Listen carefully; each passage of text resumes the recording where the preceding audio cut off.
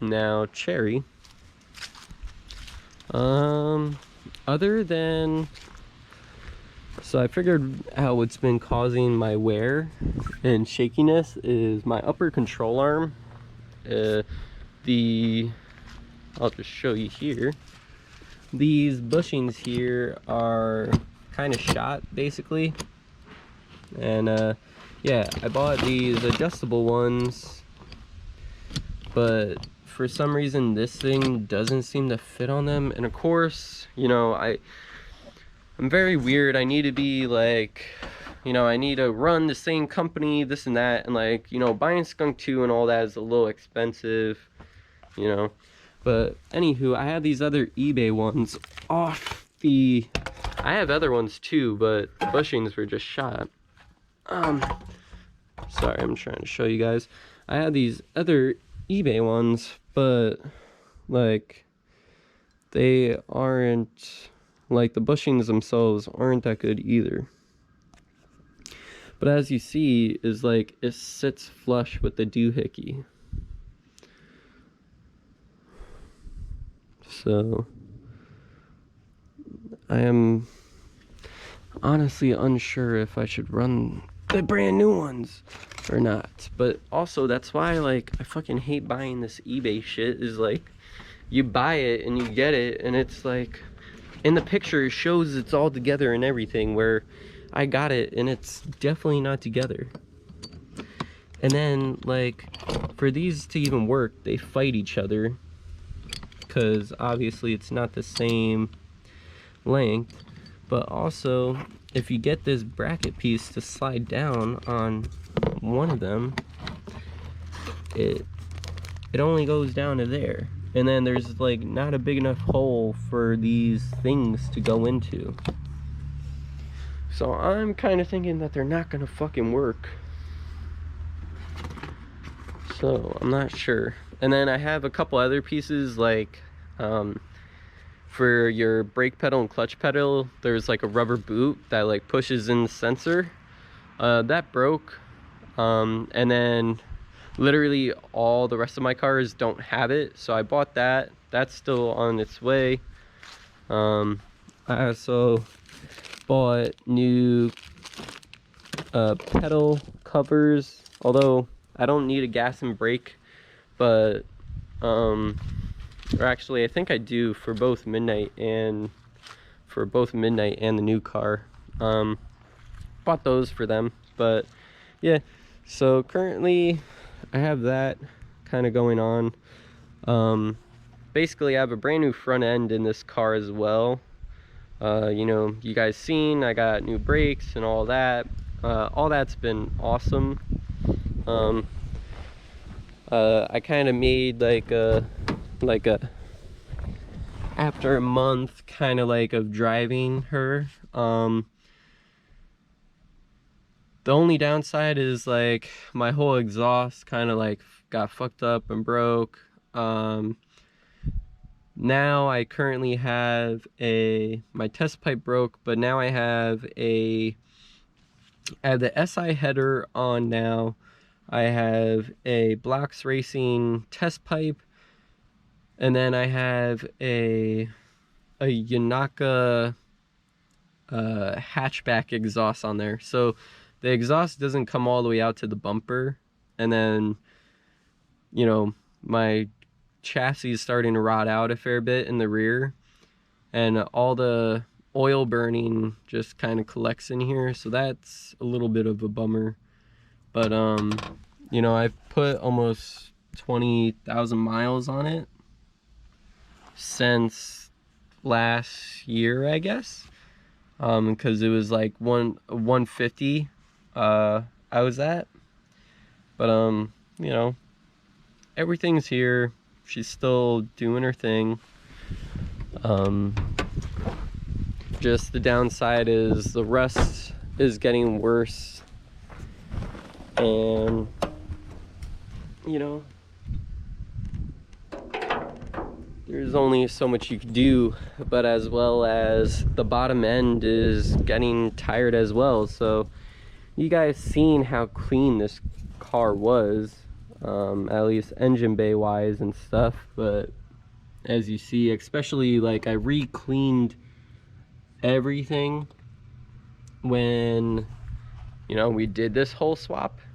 But basically, as you can see, I think the front main probably has gone bad again. As you know, it seems like it's whipping mad oil up. And then I'm thinking that this valve cover gasket's bad. I always thought, or because of the new car, I learned this thing is like when you do the cam caps, you should put a little bit of RTV like in between there, which I didn't do. So maybe that's why. Seems like it's leaking like mainly right here, but I've replaced this. I replaced the distributor O-ring like literally like 8 times. I was gonna say 10, but it was probably like 6 or 8 times. And then now I've just kind of been like, you know, kind of like it kind of is what it is, although I hate it. But I actually took this Dizzy off of the SI motor to put it on, and it seemed like it with a new gasket, and it seemed like it stopped, but as you can see, like it's wet and everything, so I honestly don't know. But also with the bottom end being, you know, at almost 170k now, she does have a little knock because one day I just, instead of checking the oil before I went to work, I just drove down to work like an asshole. So she does have like a slight knock, but like D-series are pretty fucking hard to blow up and shit. So you know, they're champs, so I'm sure that's not really bothering her that much. But also with the added Vtech, she's just burning up oil, so I'm pretty sure my rings are just shot too. So if I know I need to check my oil when I see smoke coming out the back, like bad, because that means I have no oil. But I don't know, man. I did a calculation the other day. I run premium here in New York. It's like almost $5 a gallon. I think it's like $4.84 I think I paid the other day. I did the math and I'm getting like 32 mpgs. That's pretty fucking good. I seen in the forums people were getting like 40, and I'm like, what? You know, so I do plan on going back to the stock wheels as we're getting into winter. So I'm gonna throw the Steelies on. I'm gonna get some good all seasons, and then I want to see what these MPGs are actually like, because I don't know, dude, like that's pretty good. And if I could get to 40, that'd be insanely good, you know. And that's also with, I kind of like not so happy bottom end with the Vtech head. And like, I won't lie, I do kind of like not beat on my car, but you know, I like to drive my car. And you know, 32 mpg, that's pretty fucking good.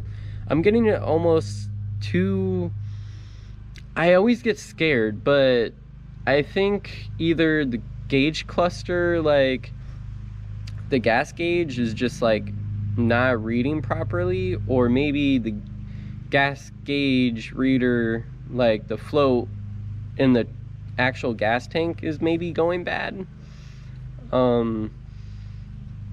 Because I don't know, but I'm always scared that I don't have the right amount of gas. But when I've been filling up, I have about like 3 gallons left on the tank, and I'm hitting like 280 miles. So that's pretty fucking good. But you know, so other than that, the oil consumption and just a kind of high mileage